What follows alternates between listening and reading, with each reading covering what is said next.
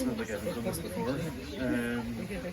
So I'm going to start and end with a quote. And there are two quotes that I have saved in my phone as reminders every month. I have them saved in my phone, and every time they pop up, Ola mocks me, and she's like, love is a dream in a dream. But I don't think they're actually that corny, so. Think where man's glory most begins and ends, and say my glory was I had such friends. I guess everybody has travelled a very long way to get here, and everyone would have spent time queuing in airports over the last few days. My takeaway from that was overhearing other people's conversations. I'm really glad that you guys are my friends and not them. Other people are the worst. So firstly, I'd like to thank Ola's family, Granny, Mama, Ira and Kai.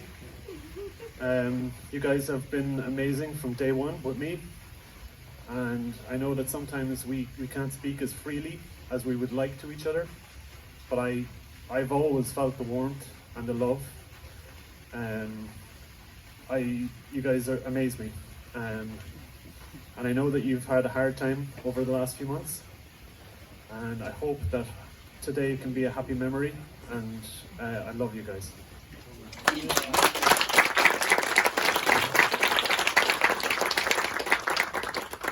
My parents can't be here, obviously, but I think they would be extremely happy with the way things turned out. They probably wouldn't have been very happy with me cycling halfway around the world, but I think they would have been happy the way it ended. Hear, hear. They would absolutely love you, Ola. There's no doubt in my mind. I know you're the one crying.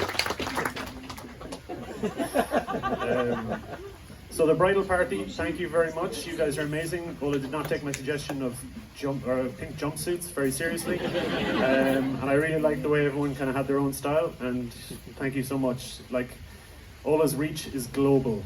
They came from Mexico, Canada, Ukraine. Where else? Norway. They came from Norway. My groom's people became my groom's men today because Claire unfortunately got COVID and she couldn't come, and that is a bit heartbreaking because Claire has been a massive part of my life for a very long time and will continue to be.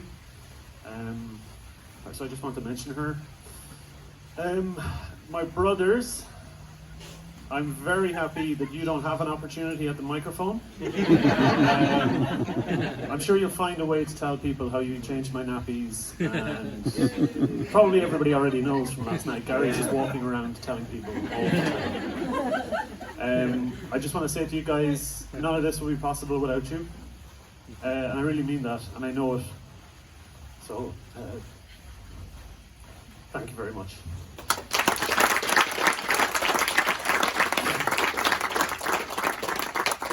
To Niall, I would like to say that he's an inveterate liar, but unfortunately, if anyone knows him, they'll know that's not true, and whatever he says about me is probably spot on. When you're trying to pick a best man, I was thinking kind of questions. Is he smarter than me? Is he a better person than I am? And he is both of those things, but the question I kept coming back to was, if I had to bury a body, who would I go to? I simply think he would have a really good plan, and he would dig a very good grave. You're the most capable man I've ever met now, and I love you, and I'm so glad you're here today, man.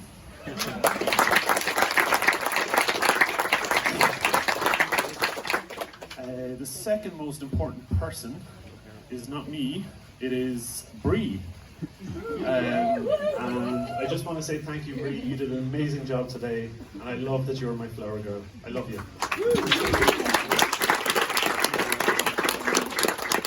So, I am about halfway through, which is usually when I quit and go home. But what do I want to say? My beautiful bride, Ola, you're breathtaking. And as someone said to me today, Jesus, she's hot. That was even before you had the dress on.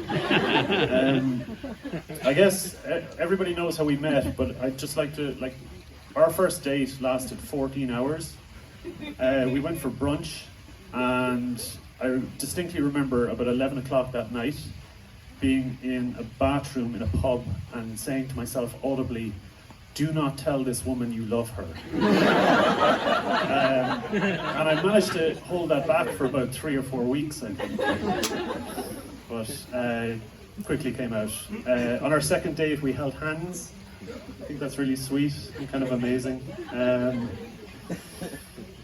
And obviously, 3 or 4 months after we met each other, we made a decision to move in to, we had a lockdown in Malaysia, a proper one, where we moved into a 1-bedroom apartment and couldn't leave that building for 3.5 months.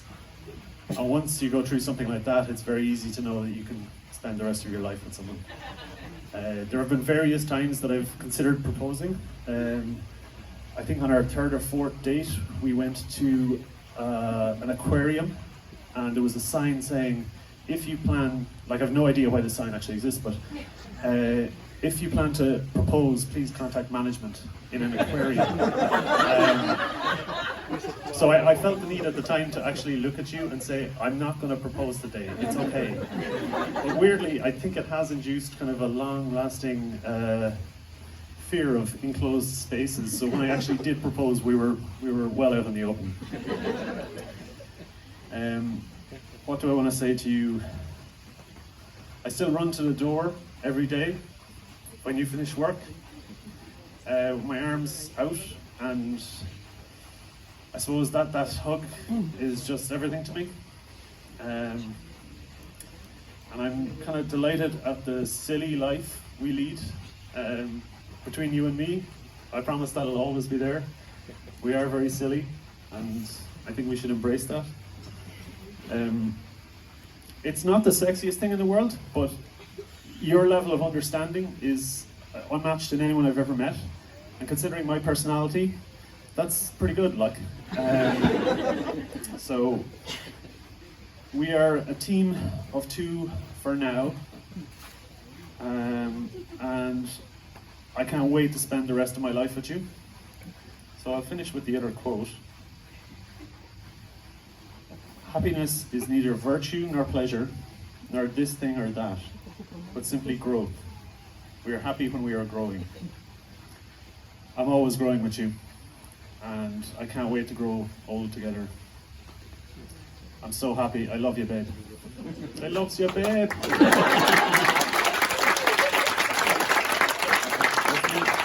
Thank you very much.